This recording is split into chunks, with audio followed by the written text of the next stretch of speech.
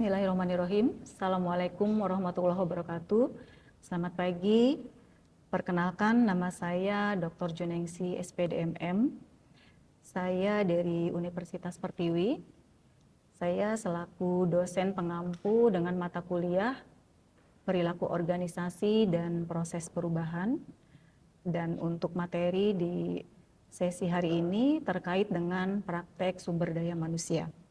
Untuk deskripsi mata kuliah perilaku organisasi dan proses perubahan merupakan mata kuliah wajib bagi mahasiswa S2 Manajemen Universitas Pertiwi yang membahas perilaku individu, kelompok, dan organisasi serta kaitannya dengan efektivitas dan kinerja. Mahasiswa mempelajari teori perilaku organisasi, kepemimpinan, budaya organisasi, dan strategi perubahan, serta dilatih kemampuan untuk menganalisis dan mengelola perubahan organisasi secara adaptif melalui studi kasus dan diskusi.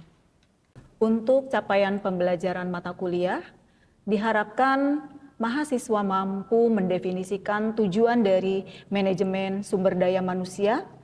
Diharapkan mahasiswa mampu menjelaskan karakteristik SDM. Diharapkan mahasiswa mampu mendefinisikan tujuan dari kebijakan MSDM, dan juga diharapkan mahasiswa mampu memahami tentang praktek SDM.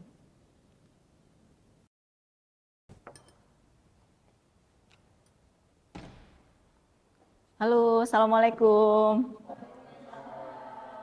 Selamat pagi teman-teman. Gimana kabarnya? Sehat ya? Oke. Alhamdulillah kita ketemu lagi di sesi perkuliahan kita saat ini, yaitu sesi ke-13 ya, di mata kuliah Perilaku Organisasi dan Proses Perubahan dengan topik mata kuliah kita Praktek SDM. Oke, sebelum perkuliahan dimulai, ada baiknya kita berdoa dulu mungkin ya. Pak Adit bisa bantu doa, Pak? Silakan. Oke teman-teman, sebelum kita mulai perkuliahan kita kali ini, ada baiknya kita berdoa menurut agama dan kepercayaan masing-masing. Berdoa dimulai. Oke, berdoa selesai. Terima kasih Pak Adit. Oke teman-teman, kita mulai aja perkuliahan hari ini. Mungkin ada yang ingat untuk sesi minggu sebelumnya, bahasan kita tentang apa? Bu, oke, Bu Mala ya, silakan Bu. Untuk pembahasan minggu lalu itu tentang revolusi industrial 4.0 dan society 5.0, itu organisasi harus berevolusi. Contohnya kayak kita sekarang kan makan di pecel ayam atau pecel lele gitu kan, kita sudah pakai QRIS pembayarannya, atau misalkan di warung biasa ya itu juga sudah pakai QRIS. Oke, luar biasa ya, kasih tepuk tangan teman-teman. Ya, betul ya. Jadi saya review sedikit tentang materi kita di minggu lalu, bahwa memang organisasi harus mengikuti perubahan perkembangan zaman saat ini dengan era teknologi. Kita harus move gitu. Kita nggak bisa tidak bisa mengikuti perubahan karena pilihannya simpel, berubah atau musnah. Thank you Mbak Mala ya. Baik teman-teman, di mata kuliah sesi ini kita akan membahas terkait praktek sumber daya manusia. Mungkin kalau teman-teman berpikir apa sih prakteknya dalam organisasi, implementasinya praktek SDM itu seperti apa? Jadi kita nanti akan bahas lebih lanjut di sini. Tadi saya sudah bertanya, kabarnya luar biasa ya, semuanya sehat. Mudah-mudahan tetap semangat teman-teman ya. Ada capaian pembelajaran kita di topik ini adalah harapannya teman-teman paham gitu ya, mendefinisi tentang MSDM. Banyak teori-teori dari para ahli terkait dengan definisi dari MSDM. Kemudian karakteristiknya seperti apa dari MSDM, kemudian juga tujuan kebijakan dari MSDM tersebut, dan yang terakhir adalah memahami bagaimana SDM berkembang sebagai konsep tentunya ya. Oke, kita lanjutkan teman-teman. Nah, ini kalau kita lihat dari Human Resource Management secara definisi, yaitu adalah praktek yang mencakup semua aspek pengelolaan, pengembangan karyawan dalam organisasi, seperti rekrutmen, pelatihan, manajemen kinerja, kesejahteraan, bahkan sampai dengan pemutusan hubungan kerja. HRM sendiri didasarkan pada teori ilmu perilaku, manajemen strategis dan hubungan industrial. Oleh sebab itu, mata kuliah ini terkait dengan perilaku organisasi yang di dalamnya mengatur perilaku secara individu yang tentu akan berimbas kepada kinerja individu tersebut. Di sini dijelaskan pula teman-teman bahwa dari Human Resource Management itu banyak bidangnya ya, tentu bagaimana organisasi mendesain pekerjaan, kemudian mengembangkan juga dari SDM yang ada, bagaimana reward and punishment-nya diterapkan di dalam organisasi tersebut yang tentu harapannya adalah kinerja meningkat, target atau goals dari organisasi juga bisa tercapai. Nah ini teman-teman, kalau kita lihat dari tujuan dari Human Resource Management sendiri apa gitu ya, kalau kita lihat dari Dyer dan Holder, pertama adalah kontribusi, yaitu perilaku karyawan yang diharapkan. Kita sudah pernah bahas juga di sesi sebelumnya, perilaku karyawan ini mempengaruhi hasil kerja. Kenapa penting sekali perilaku? Karena saat si karyawan berperilaku, kemudian menghasilkan rasa kepuasan kerja yang tinggi, dia akan menghasilkan kinerja yang lebih baik. Nah ini menurut Dyer dan Holder. Kemudian komposisi, yaitu jumlah rasio dan tenaga ahli di dalam pekerjaan tersebut, kompetensi, dan juga komitmen. Ini dibutuhkan teman-teman. Karena kenapa komitmen yang tinggi juga bisa menghasilkan kinerja yang lebih baik.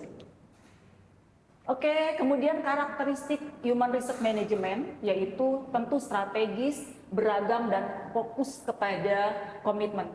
Organisasi ini kan tentu tumbuh dengan strategis dan perilaku yang berbeda ya, tergantung dari organisasi itu bergerak dalam bidang apa gitu. Nah ini yang tentu akan menentukan bagaimana orang berperilaku di dalam organisasi itu.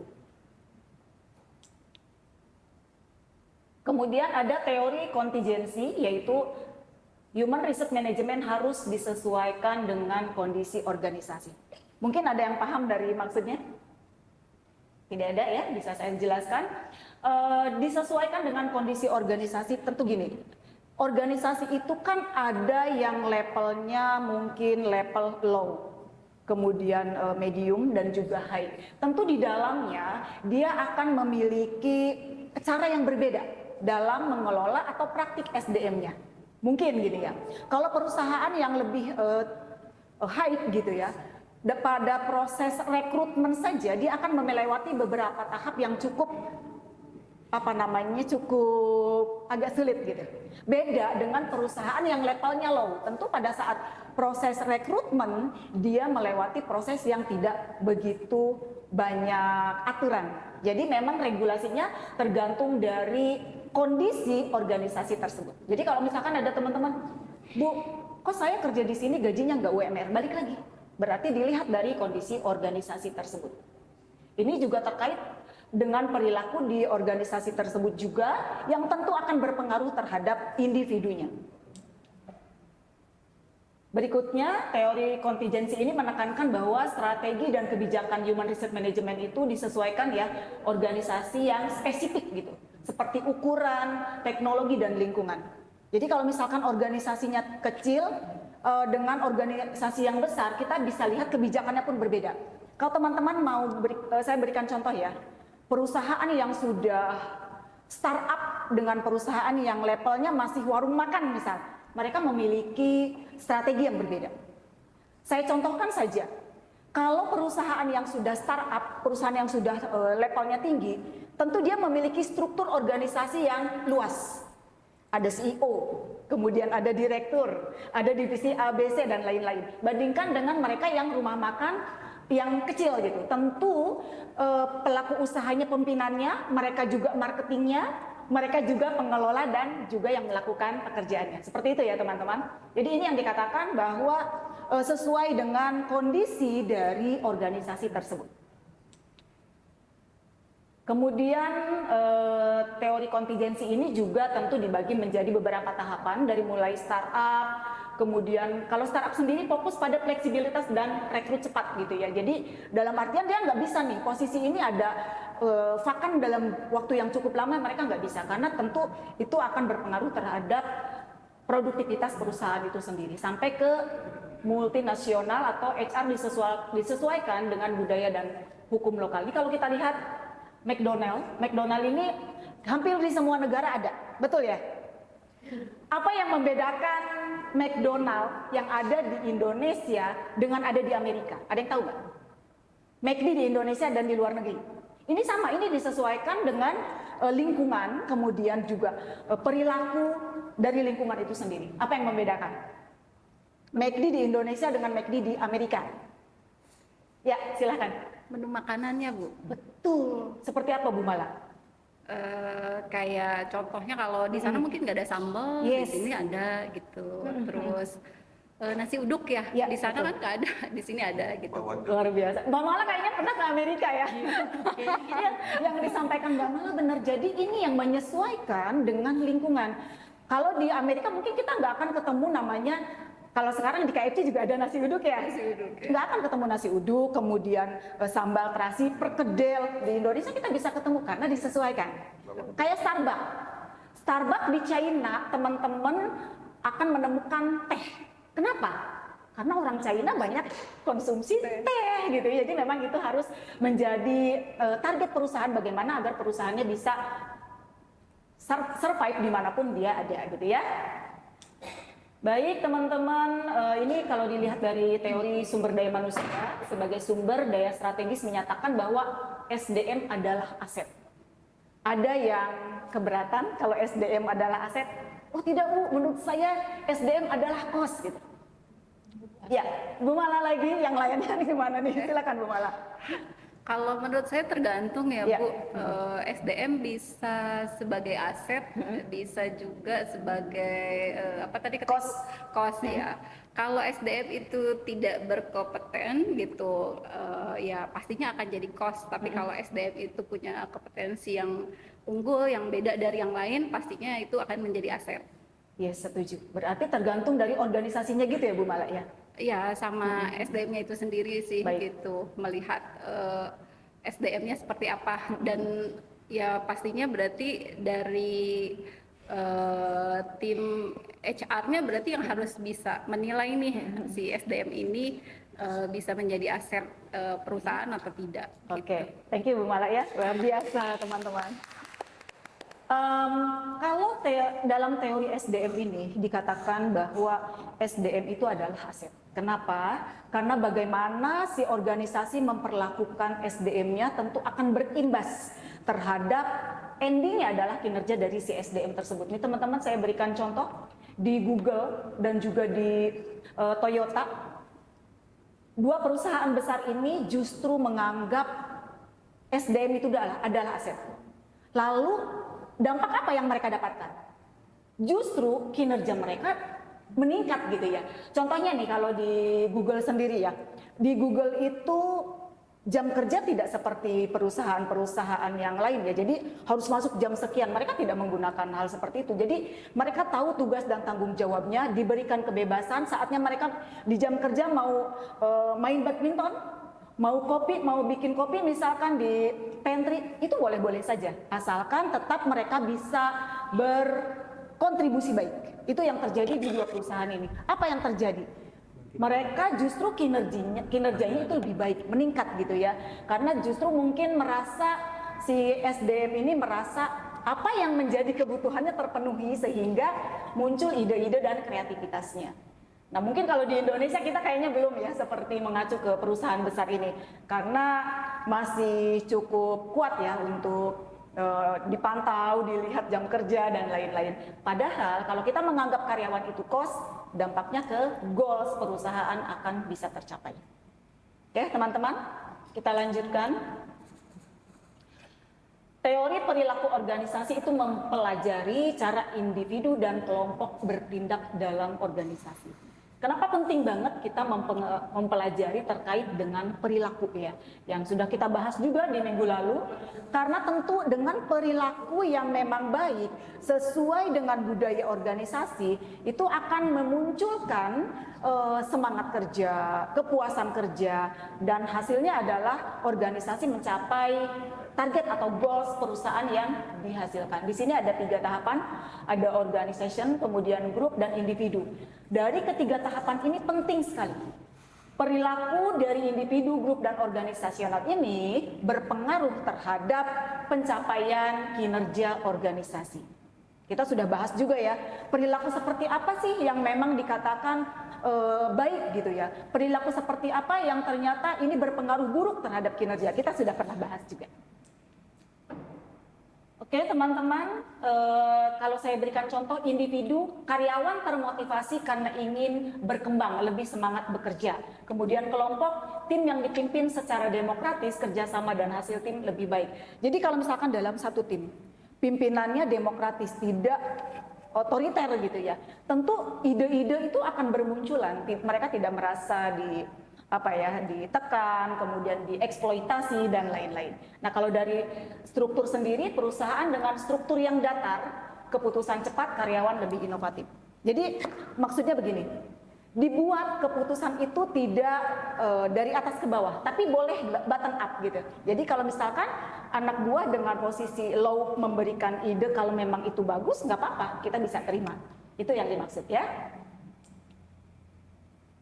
Teori sistem dalam organisasi memandang organisasi sebagai suatu sistem terbuka yang terdiri dari bagian yang sangat memiliki keterkaitan atau subsistem dan berintegrasi dengan lingkungan eksternal. Tentu ya, semua berkaitan, baik dari divisi A ke divisi B maupun juga ke pihak eksternal.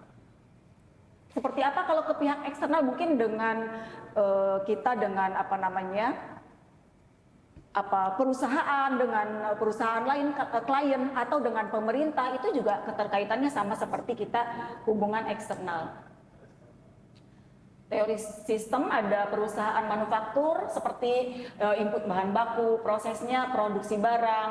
Jika mesin rusak, maka produksi akan terganggu. Nah, seperti itu ya. Jadi bagaimana keterkaitannya gitu. Jadi kalau misalkan di PCA ada masalah, stuck yang lainnya. Sama seperti sekolah misalkan, kalau inputnya adalah siswa, guru, kurikulum, prosesnya belajar mengajar, lulusan yang berkualitas, jika kurikulum tidak relevan, lulusan tidak kompetitif. Jadi kenapa kaitannya sangat erat sekali di dalam satu organisasi. Ini dicontohkan dari perusahaan manufaktur dan juga dari perusahaan sekolah atau pendidikan ya.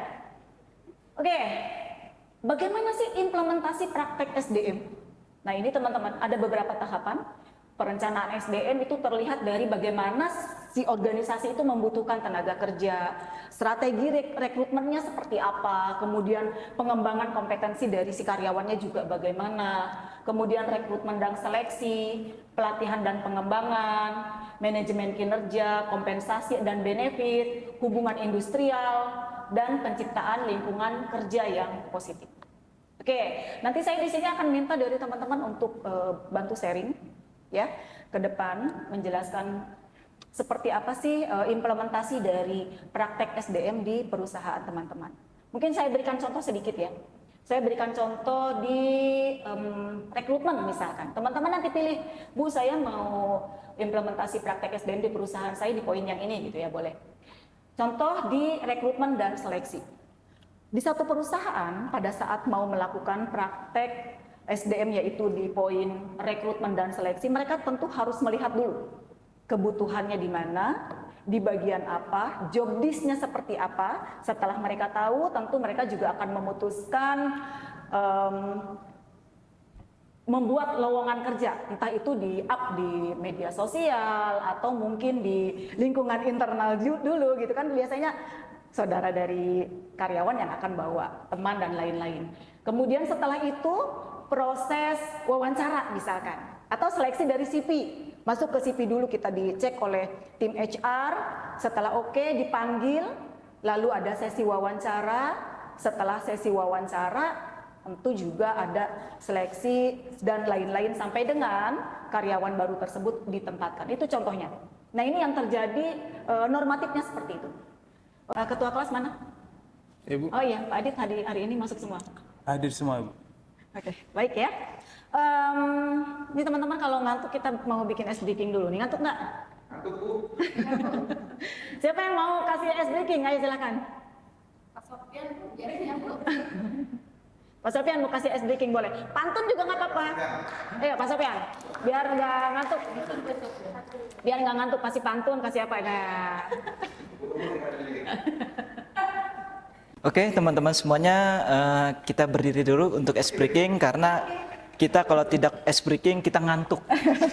Ya. Oke, teman-teman semuanya, saya tangan ke sini, teman-teman ikut ya. Oke. Kanan. Kanan. Kaki juga Pak? Enggak. Hah? Pertiwi, pertiwi, pertiwi. 3 kali ya. Pertiwi. Kanan kiri. Oke, oke, oke. Oke. Yes, yes, yes. Yes. Ulangi ya, saya ulangi ya. Seperti itu ya. 3 kali tangan kiri, dua tangan kanan. Yes, yes, yes. Oke. Ya. Ya. Saya ulangi ya, sekali lagi ya teman-teman. Harus serentak ya. Ya, siap. Oke, 1, 2, 3. Tangan kanan. Pertiwi, pertiwi, pertiwi. Oke, oke, oke. Yes, yes, yes. Oke. Oke. Terima Makasih ya. Ya. Terima kasih Pak Sofian. Udah nggak ngantuk ya teman-teman ya? Udah, silakan duduk. Oke, seger ya. Oke teman-teman, saya mau 1 orang untuk bisa memberikan masukan atau sharing terkait dengan praktek SDM di perusahaannya. Kalau teman-teman tidak angkat tangan, saya nggak akan tunjuk. Silakan, ada yang mau sharing? Boleh? Pak Fauzo, Bu, katanya Bu. Pak, ya boleh Pak Ujo Bihi, silakan. Mas Pak Ujo atau Pak Adit? Boleh, Mas Adit juga boleh, silakan. Oke. Ya, silakan. Contoh dari implementasi praktek SDM ya Bu ya? Iya, betul. Mungkin contohnya adalah kompensasi dan benefit Bu. Oke. Misalnya kompensasi. Silakan. Oke. Pantun Pak. Ya, silakan. Contoh dari implementasi praktek SDM ya Bu ya? Iya, betul. Mungkin contohnya adalah kompensasi dan benefit Bu. Oke. Misalnya kompensasi yang tepat waktu Bu. Jadi misalnya di tanggal tertentu penggajian itu selalu tepat waktu seperti itu. Kan ada yang mengatakan Iya. gaji itu harus dibayarkan sebelum keringat SDM itu mengering. Nah, iya Bu ya. Nah, Oke, jadi oke, seperti itu. Mungkin juga sistem benefit ya Bu ya. Iya. Apabila ada misalnya lembur seperti itu mendapatkan benefit-benefit tertentu. Nah, itu adalah salah satu mungkin sistem implementasi praktek SDM yang berbasis motivasi ya Bu ya, Iya, kalau nggak betul. salah yang pernah Ibu ajarkan gitu ya. Mungkin itu aja Bu ya, mungkin yang saya contohkan ya. Oke, baik, berikan tepuk tangan teman-teman, luar biasa. Ya, terima kasih ya Mas Adit tadi menyampaikan mengenai kompensasi sebagai salah satu bentuk dari praktek SDM. Setuju ya? Karena kompensasi sendiri menjadi indikator dari kepuasan kerja. Kalau itu ternyata tidak terpenuhi, fix kepuasan kerja teman-teman juga tentunya nanti akan menurun ya. Mudah-mudahan tidak terjadi di perusahaan teman-teman ya.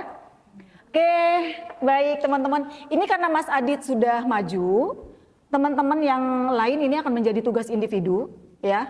Teman-teman buat dalam bentuk narasi seperti apa implementasi dari praktek SDM di perusahaan masing-masing. Oke, kalau misalkan yang sudah kirim, yang sudah maju tadi seperti Pak Adit, nggak apa-apa, mau kirim lagi boleh, tapi tentu nilainya 1 ya. Teman-teman yang lain wajib mengirimkan tugas dari tugas individu tadi di Adlink. Ada yang ingin bertanya, mungkin silahkan. Iya, silakan, Mbak. Sebaiknya teman-teman kalau mau dibentuk diketik boleh dalam bentuk PDF saja Mbak Mala agar formatnya nggak berubah-ubah gitu ya. Jadi kalau Mbak Mala mau dalam bentuk PDF itu diketik saja, ketik rapi, boleh 1 atau 2 paragraf. Kalau teman-teman mau dalam bentuk PowerPoint lebih bagus, tentu nilainya juga akan berbeda. Berikan contoh apa yang terjadi di organisasinya, lalu seperti apa kalau bisa nih yang seharusnya tidak terjadi, harusnya seperti ini gitu. Nah teman-teman boleh tambahkan di sana. Cukup Mbak? Cukup. Ada yang lain? Saya Bu. Oh iya silahkan Sofyan. ini kan suruh pilih ya salah satu ya Boleh. dalam bentuk judulnya ya. Iya. Lalu ketika kita sudah pilih salah satu dan mengumpulkannya apa nih Bu? Oke, ya, baik, bagus sekali ya. Untuk tugas praktek SDM ini, implementasi praktek SDM, teman-teman silahkan dikerjakan sebelum pertemuan sesi minggu depan. Jadi pada saat minggu depan kita ketemu lagi, saya sudah berikan nilai di tugas individu tersebut. Ya, ada yang keberatan? Tidak ya? Mbak Silvi oke? Oke ya. Jadi teman-teman nanti dibuat tugas individunya tentu untuk menambah nilai teman-teman. Ada lagi yang mau bertanya terkait materi sekarang? Atau mau materi sebelumnya juga boleh? Silakan. Tidak ada? Untuk materi hari ini saya rasa memang kita sudah cukup ya teman-teman. Kita bisa belajar lagi nanti dari e-books, LSM, teman-teman juga bisa buka Edlink ya untuk terus belajar terkait dengan mata kuliah kita yaitu perilaku organisasi dan proses perubahan dalam topik yang saat ini yaitu praktek SDM. Oke teman-teman, saya terima kasih untuk waktunya di sore hari ini. Ya, sama-sama. Semoga teman-teman tetap semangat, ya kan? Nanti kalau ada yang ingin ditanyakan nggak apa-apa, bisa tanyakan ke saya langsung. Boleh, boleh silakan Mbak Tia. Teman-teman bisa japri WA ke saya atau mau bertanya di Edlink langsung atau di grup kuliah juga tidak apa-apa, ya terkait dengan mata kuliah. Oke, teman-teman. Kalau untuk tugas siap ya, dikumpulkan sebelum pertemuan minggu besok. Siap ya? Oke, baik kalau gitu. Besok juga bisa ya. Dan saya harapkan gini, teman-teman ke depannya lebih disiplin untuk mengikuti mata kuliah ya, semua mata kuliah karena itu akan berpengaruh terhadap nilai akhir ya. Saya berikan bobot di perkuliahan setiap pertemuan itu 25%. Jadi kalau teman-teman berhalangan hadir atau misalkan sakit dan lain-lain, tolong lampirkan bukti ke saya ya, agar tentu juga bisa saya akumulasikan nanti nilainya. Siap? Oke. Mungkin di akhir pertemuan saya boleh memberikan kesimpulan dulu ya. Ada kesimpulan terkait dari materi kita. Ada yang mau memberikan kesimpulan dulu mungkin? Atau saya langsung ya? Baik, kesimpulan dari materi kita pagi hari ini adalah praktek manajemen sumber daya manusia memiliki peranan yang penting dalam mempengaruhi perilaku, motivasi, dan kinerja individu maupun tim di dalam organisasi. Dengan menerapkan praktek seperti seleksi, pelatihan, pengembangan, evaluasi, kemudian dan pemberian penghargaan tadi yang disampaikan Mas Adit ya. Kemudian organisasi dapat meningkatkan partisipasi, kepuasan kerja, serta produktivitas karyawan pada akhirnya target organisasi bisa tercapai. Setuju ya? Oke, seperti biasa nih, Bu June pengen pantun di akhir pertemuan. Boleh pantun? Oke, pantunnya apa ya? Bukan. Atau teman-teman yang mau ngasih pantun di sesi terakhir kita, silakan. Boleh, silakan Pak Ujo. Pak Sofyan ada pantun? Belum ya? Saya ya. Oke, pantunnya. Neneknya Pak Sofyan makan sirih. Sekian dan terima kasih. Oke teman-teman, terima kasih untuk perhatian di hari ini terkait mata kuliah saya. Saya cukupkan sampai di sini karena yang di sana sudah bahagia dengan yang lain. Assalamualaikum warahmatullahi wabarakatuh. Selamat sore. Terima kasih. Iya.